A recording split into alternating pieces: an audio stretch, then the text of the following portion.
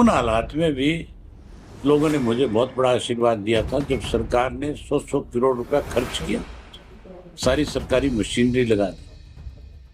देश का प्रधानमंत्री मेरे खिलाफ वोट मांगने हैं, होम मिनिस्टर वोट मांगने हैं। मैं बताने तो लग रहा हूँ, बॉर्डर पे जाके खड़े हो जाइए। क्या बयान आएगा? नहीं, बॉर्डर पे जाके खड़े हो जाइए बस तू, जिस दिन लिस्ट आउट फिर देखिए तू बात। नमस्कार, आप ई समाचार देख रहे हो। मैं वेल्डी स्वामी। इस वक्त मैं आपको तस्वीरें दिखा रहा हूँ इलाहाबाद विधानसभा के गांव मौजूखेड़ा की। और यहाँ आज इलाहाबाद विधानसभा में मलेका से लेकर आगे कई गांवों का अभय सिंह चौटाला ने दौरा किया है। जैसा कि आप सभी जानते हैं कि आने वाले 1 अक्टूबर को हरियाणा विधानसभा का चुनाव है और यहाँ अभय सिंह चौटाला ने दूसरी जो है वो लगातार तीसरी बार विधानसभा चुनाव लड़ने का जो है ऐलान कर दिया है। इसको लेकर यहाँ कार्यकर्ताओं से और ग्रामीणों से जो है वो बातचीत कर रहे हैं और लोगों से मिल भी रहे हैं। अब देखिए जो चुनाव ही आती है लगाना है, कितना रिस्पॉन्स है चुनाव तो आ गया। ठीक है, लोग इलाहाबाद के लोग हमेशा से चौधरी देवीलाल के समर्थक रहे। इलाहाबाद नहीं, ये पूरा जिला हमारा अपना घर है। यहाँ के लोगों के साथ कोई राजनीतिक संबंध नहीं है, यहाँ सबके साथ हमारे पारिवारिक संबंध है। चौटाला साहब ने सन 68 में चुनाव लड़ा था, तब से लेकर के अब तक केवल एक बार बीच में मनीराम केरवाड़ा जीता था। बाकी लगातार, चाहे वो पुराना इलाहाबाद था चाहे उसके बाद का इलाहाबाद, हमेशा इंडियन नेशनल लोकदल पार्टी जीतती रही। उन हालात में भी लोगों ने मुझे बहुत बड़ा आशीर्वाद दिया था जब सरकार ने 100 करोड़ रुपया खर्च किया, सारी सरकारी मशीनरी लगा दी। देश का प्रधानमंत्री मेरे खिलाफ वोट मांगने हैं, होम मिनिस्टर वोट मांगने हैं, तब भी लोगों ने मुझे यहां से अपना आशीर्वाद दिया। अब भी मैं इलेक्शन की हाजिरी लगाने के लिए आया और सब साथियों की जिम्मेवारी लगाने हैं कि आपने केवल इलाहाबाद नहीं जीतना, पूरा जिला कैसे जीता जाए इसके लिए आपने काम करना है। ये लड़ाई जो है अब की बार की, ये एमएलए की नहीं है, सरसा जिला के लोगों के स्वाभिमान की लड़ाई है। ये लड़ाई मुख्यमंत्री की है। हुड्डा हमेशा रोहतक का मुख्यमंत्री रहे। चौधरी देवीलाल और चौधरी ओम प्रकाश चौटाला पूरे प्रदेश के मुख्यमंत्री रहे। कांग्रेस ने, बीजेपी ने सरसा की बहुत अनदेखी कर ली। अब लोग और बर्दाश्त नहीं करेंगे। अब की बार 5 सीटें बहुजन समाज पार्टी और इंडियन नेशनल लोकदल पार्टी को जिताएंगे।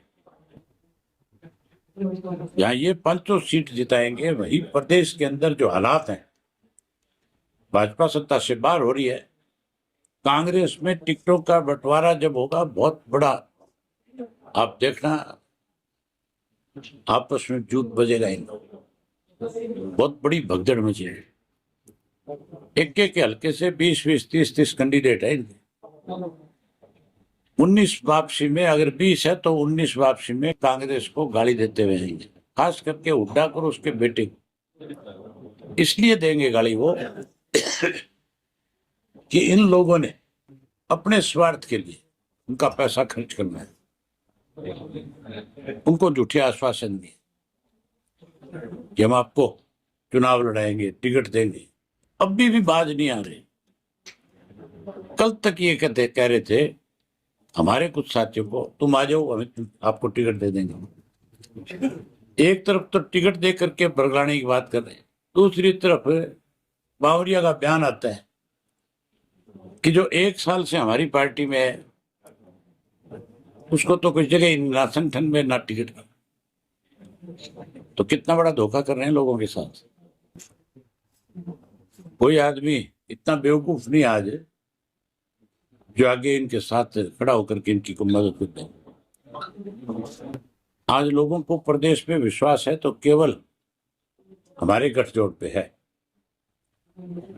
और हमारा गठबंधन जो है वो हर हालत में सत्ता में है। बीजेपी मजदूर और किसान की सरकार बनेगी। अब से पहले जितनी सरकारें बनी है, मजदूर और किसान के वोट का सारा तो लिया है, लेकिन हर सरकार ने अनदेखी करी। अब एक्चुअल में सरकार बने।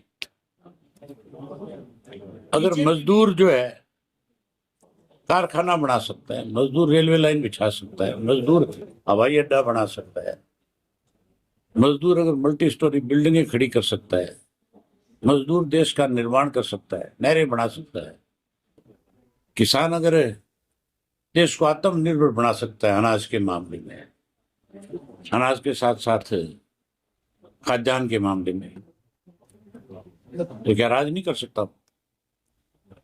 क्या उसका अधिकार नहीं है राज में हिस्सा उसका? सब कुछ हम करें, राज वो लोग करें जिनको पता ही नहीं है दाल कैसे पैदा होती है, जिनको पता ही नहीं है सब्जी कहाँ पैदा होती है, दूध कहाँ से आता है। अब ऐसे लोगों का राज नहीं रहेगा।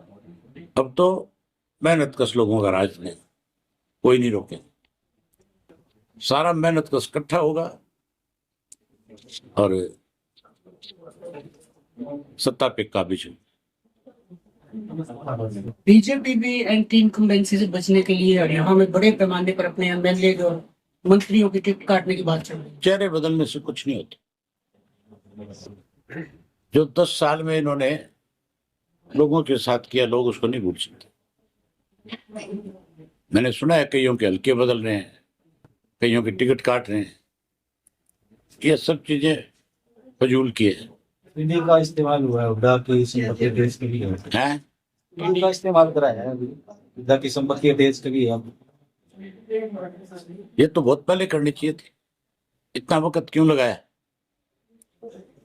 जब पता था भी एक आदमी लूट के खा रहा है प्रदेश को, जब वो सत्ता से बाहर हुआ था, हमने जब लिख करके दिया था उसके खिलाफ कार्रवाई करो, क्यों नहीं करी?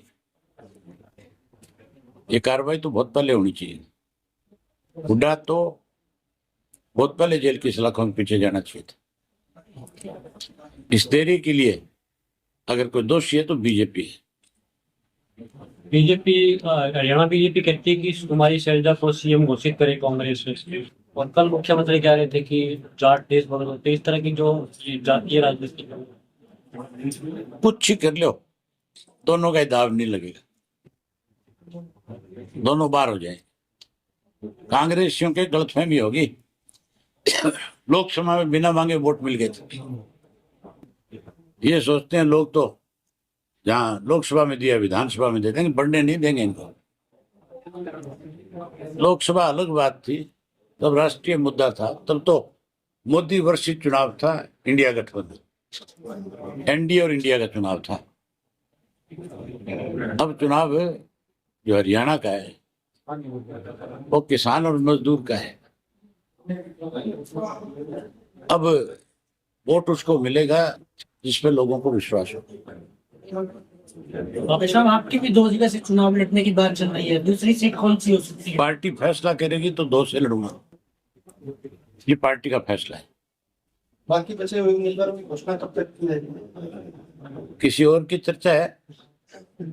बचे हुए तू बता कब करनी है? कोई और की चर्चा है तो बता दे। कालावाड़ी सिरसा इनके डबवाली के तो चीजें सिरसा इलाहाबाद रानी है, तो वो क्या करना? और भी कर देंगे, क्यों चिंता करते हो? हमने के मांग के थोड़े लेने कैंडिडेट। हमारा अपना संगठन है, हमारे अपने मजबूत साथी हैं। दोनों पार्टियां आपस में बैठ करके विचार विमर्श करके फिर और प्रत्याशियों की घोषणा करेंगे।